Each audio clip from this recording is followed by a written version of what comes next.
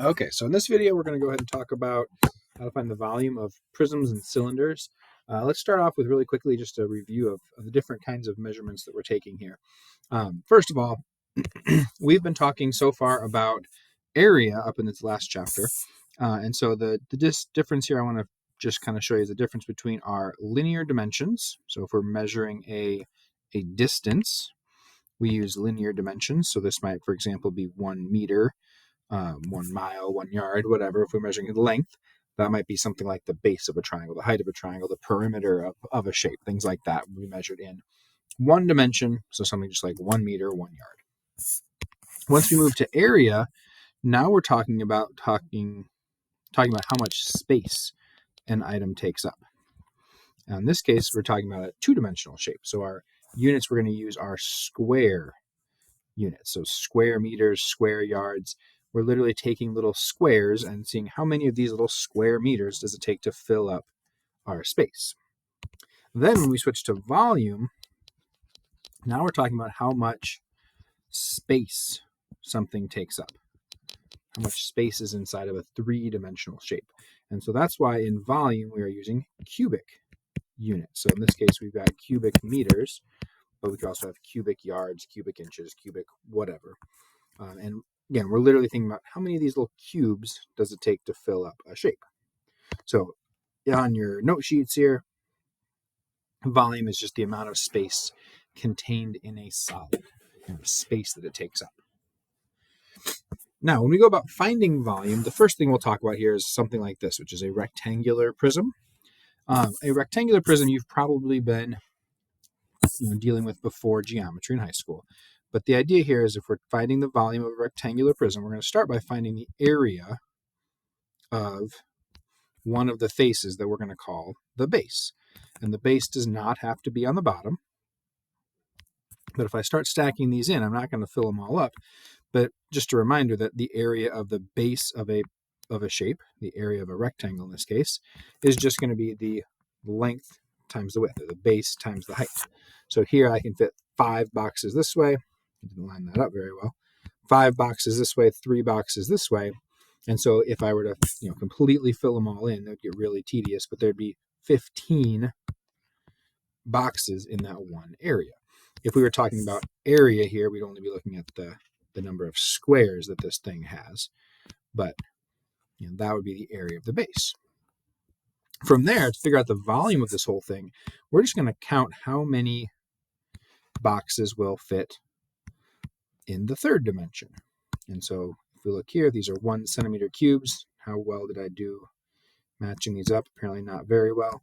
But let's just say, again, there were supposedly supposed to be 7 boxes that fit going that way. Well, if we know that 15 boxes fit in one row, and there's 7 rows of them that'll fit, well, then we just take 15 times 7.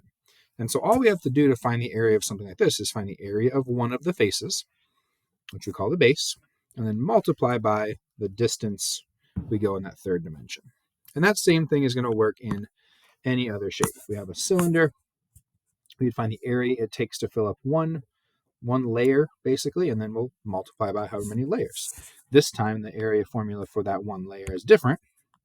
We'd take pi r squared to find that, and then multiply by our height. Here we'd take our area formula for a triangle. That's how many squares would fit in one layer. Then we multiply by our height. And so in every single prism or cylinder, we find the volume by taking the area of the base and multiplying it by the height. Now this kind of goes with the caveat here that the base does not have to be the bottom. The base of a prism is always the 2 congruent parallel faces. And then the height does not have to go up and down. The height is just the distance between the 2 bases. Remember, you can rotate these shapes any way you want. If you want to rotate it and put the base on the bottom, you can. Now, the last thing I want to talk about here on this slide is what you'll usually see for the volume formula. A lot of times you'll see this. Volume equals capital B times capital H. I would like you to put this in your notes, but I want you to leave yourself a little note that B stands for the area of the base. And then H stands for the overall height of the prism. So it's not just any base and height. It's the base of the prism, area of that base, times the overall height. One more thing before we get into a few examples here, the difference between a right and an oblique prism or cylinder. As long as the area of the bases is the same and the heights are the same, the volumes are going to be the same. The formula still works both ways. What we have to remember is our height, our altitude, has to be measured perpendicular to our base. That's the only thing that matters here. A good example would be to think of if you took a stack of quarters and then just kind of slanted them off to the side, you're not going to change the volume of metal there, even though you slanted them over, because the height didn't change and the actual area of the base didn't change. So let's go ahead and look at a few examples here. So this first one is a rectangular prism. Looks like it's an oblique rectangular prism. So we're going to start off.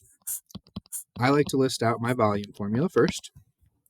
And then what I always do is I rewrite that volume formula using the area formula for whatever base I have. And in this case, that base, I'm going to do this in green, that base is this rectangle.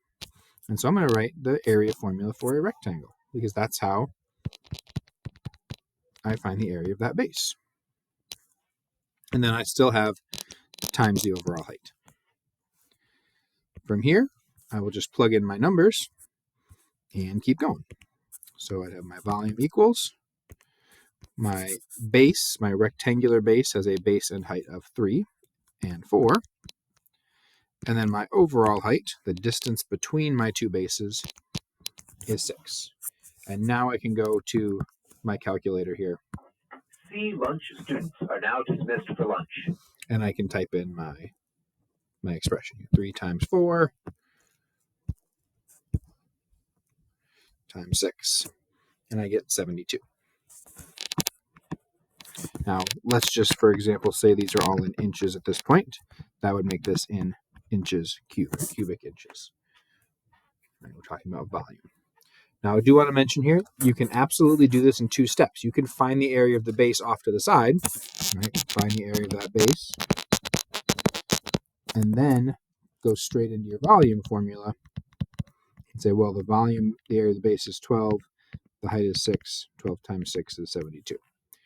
Right. I like doing this because if we ever have to go backwards and do some algebra, I think this gives us a little bit more clear way to go about doing the algebra every single time. And it's nice to just have one formula to kind of work with that. Okay, next up we've got this shape here. We're still finding the volume. This is a prism, so the area of the base times the height. On this time, you got to be a little careful. The base is not the bottom of the shape because we're looking for 2 parallel congruent sides. So these trapezoids are actually the base here. So when I use my base formula, I'm going to put my area formula for my trapezoid in. It's 1/2 base 1 plus base 2 times the height of the trapezoid, then times the height of my prism.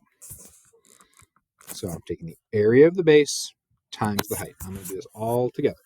So I'm just using the area formula for the base. Then I'll just go ahead and start plugging in my numbers, remembering that these lowercase letters are just talking about the base. So base 1 and base 2 are the bases of this trapezoid. So 8 and 4. 8 plus 4. The h is the height of the trapezoid. That would be 5.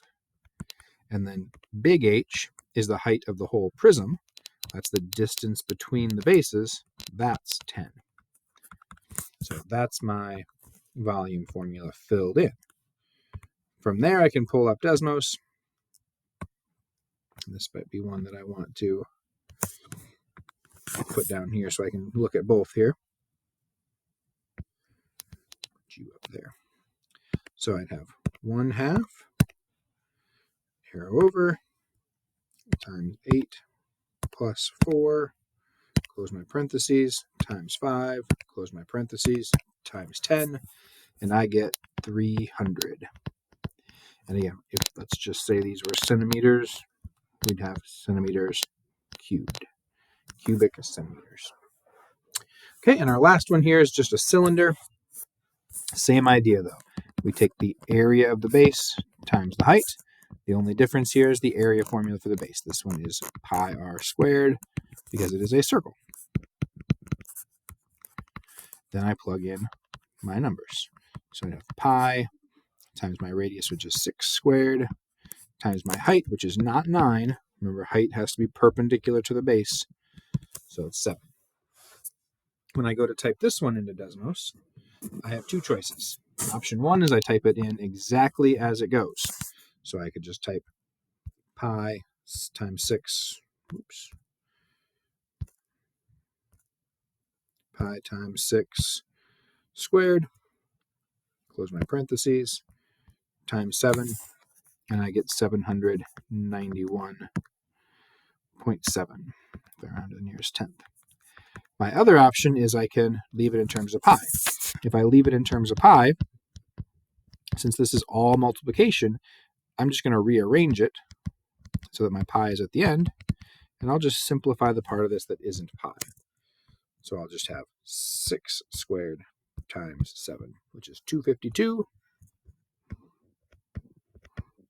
and then I still have my pi. And we'll remember that there could be units here, so if these were yards, we would have cubic yards. And so either of those options would be good depending on what we're going for.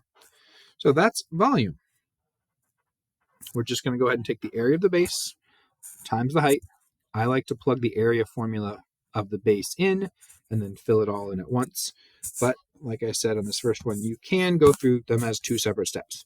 Find the area of the base, then use that area times the height separately, and that will get you the answer as well.